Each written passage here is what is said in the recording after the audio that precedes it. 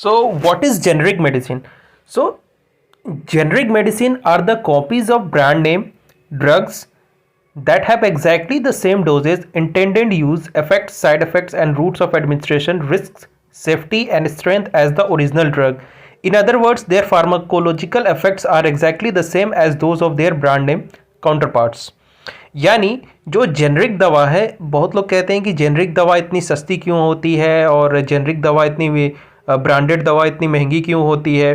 तो जेनरिक दवा यार सस्ती है तो उसका इफेक्ट्स कम होगा, उसके साइड इफेक्ट ज़्यादा होंगे, तो ऐसा कुछ भी नहीं है। सिंपल डेफिनेशन में अगर आपको मैं बताऊं तो ये है कि जो जेनरिक दवा है वो भी जो ब्रांडेड ड्रग है सेम काम करती है। दोनों के हिसाब से दोनों सेम ही काम करती हैं, दोनों का इफेक्ट भी सेम है, दोनों का साइड इफेक्ट भी मतलब लगभग सेम है, रूट ऑफ एडमिनिस्ट्रेशन भी सही सेम होगा, ठीक है। और सेफ्टी और स्ट्रेंथ जितनी भी है सब ओरिजिनल ड्रग के हिसाब से ही होगी।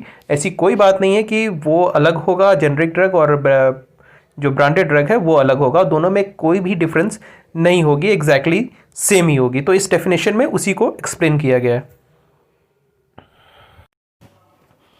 एंड उसके बाद है कि इस पॉइंट में समझाया गया है, so there is no truth in the myth that generic drugs are manufactured in the poor quality facilities. वैसे मैंने इसे एक्सप्लेन किया कि जेनरिक दवा पुअर क्वालिटी में बनती है, ऐसी कोई भी बात सही नहीं है, यह एक मिथ है।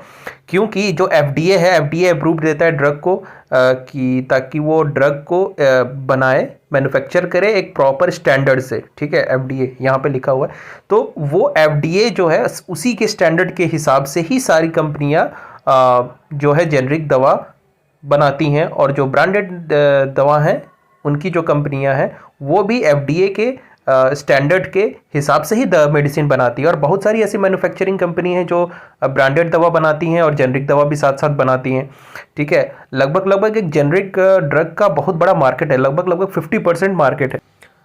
तो भाई अब बात कर लेते हैं कि आखिर ऐसा क्या है, एडवांटेज क्या है जेनरिक ड्रग का, ऐसा क्या है कि वो इतनी सस्ती होती है। जो जेनरिक ड्रग है, पहली बात तो वो ब्रांडेड ड्रग से बहुत ही कंपेयर में बहुत ही चीप होती है, ठीक है। और उसको ख़रीदना आसान होता है पेशेंट के लिए। और इंडिया जैसे कंट्री में जहाँ बहुत सारे लोग गरीब हैं, और तो बाहर के भी कंट्रीज़ में जहाँ बहुत लोग गरीब हैं, तो उनके लिए ये मेडिसिन को ख़रीदना बहुत इजी होता है। तो ये जो जेनरिक ड्रग है ये इतनी सस्ती इसलिए भी है क्योंकि जो फार्मास्यूटिकल कंपनीज हैं जो ब्रांडेड दवा बनाती हैं, ठीक है, उनका लिंक होता है डॉक्टर के साथ, ठीक है। डॉक्टर्स के पास जाएंगे तो आपको डॉक्टर्स को वो अपना प्रेजेंटेशन देंगे, फिर डॉक्टर्स को गिफ्ट देंगे, इंसेंटिव्स देंगे, ठीक है। ये सारी चीज़ों में आखिर पैसा कौन भरेगा? ये पैसा ऑब्वियसली पेशेंट भरेगा, ठीक है। तो डॉक्टर्स को गिफ्ट देना, इंसेंटिव देना, ओके। और जो ब्रांडेड ड्रग हैं उसके मैन्युफैक्चर करने के बाद जो मेडिकल रिप्रेजेंटेटिव होंगे उनकी सैलरी, ये सारी चीज़ों में बहुत पैसा खर्चा होता है, ठीक है। ये एक रोटेशन है और इसमें बहुत ज़्यादा पैसा खर्चा होता है।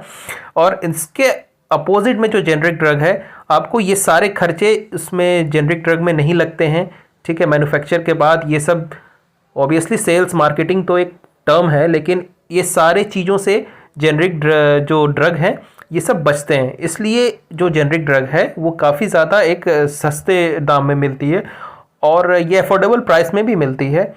और डेवलपिंग कंट्रीज़ के लिए, जैसे इंडिया है जहाँ बहुत लोग अफोर्ड नहीं कर पाते, वहाँ के लिए तो ये बहुत ही अच्छा है।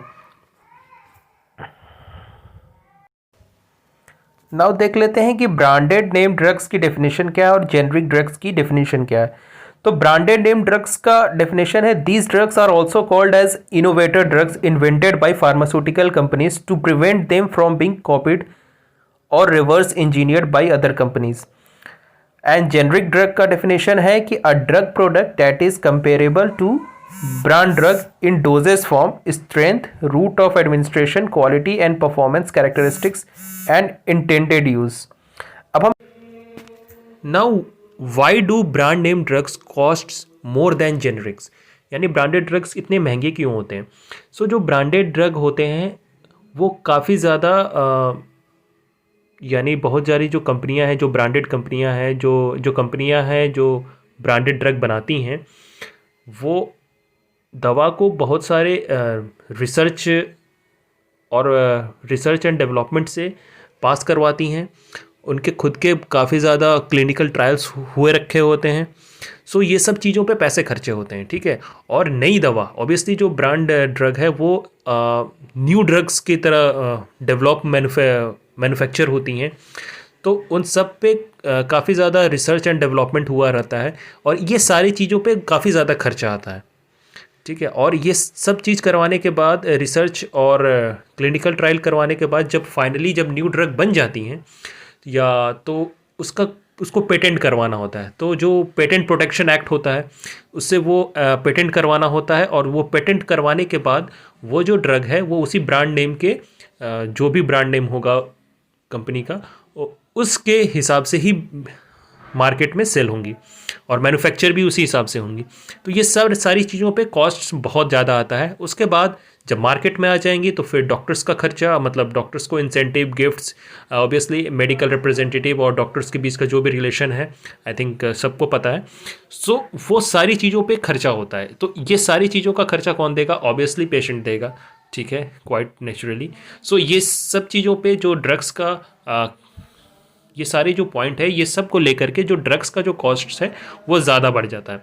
और सेम चीज़ जो जेनरिक मेडिसिन होती है उस पर ये सब कुछ नहीं होता, क्योंकि वो उसी जो ब्रांड ड्रग है, जो ड्रग होगी उसके जो एपीआई है उसी से वो सोल्ड आउट होगी, ठीक है। उसका जो ब्रांड ड्रग होगा उसका जो कंटेंट होगा, एपीआई जो होगा वो सेम होगा जेनरिक ड्रग से, ठीक है। उसके बाकी सब इफेक्ट्स भी सेम होंगे, स्ट्रेंथ भी सेम होगा, वो सब उसी आधार पे बिकेगा। हाँ, हो सकता है उसके डिज़ाइन में कुछ चेंज हो, कलर में कुछ चेंज हो, बाकी सब लेकिन सब सेम चीज़ होती है जेनरिक मेडिसिन में। नाउ सिमिलैरिटीज़ देख लेते हैं जेनरिक मेडिसिन और ब्रांड नेम ड्रग्स के बीच में। तो सिमिलैरिटीज़ है कि they must contains the same active ingredients. जैसे बताया, जो एक्टिव इंग्रेडिएंट्स होंगे वो सेम ही होंगे और उन सब का डोज स्ट्रेंथ भी सेम होगा, डोजेस फॉर्म भी सेम होगा, कैसे लेना है उसको, रूट ऑफ एडमिनिस्ट्रेशन भी सब सेम होगा, ठीक है। और they must deliver the similar amount of drugs to the blood stream, यानी ब्लड में जो सिमिलर अमाउंट के ड्रग्स आएंगे, यानी सब कुछ सेम होगा।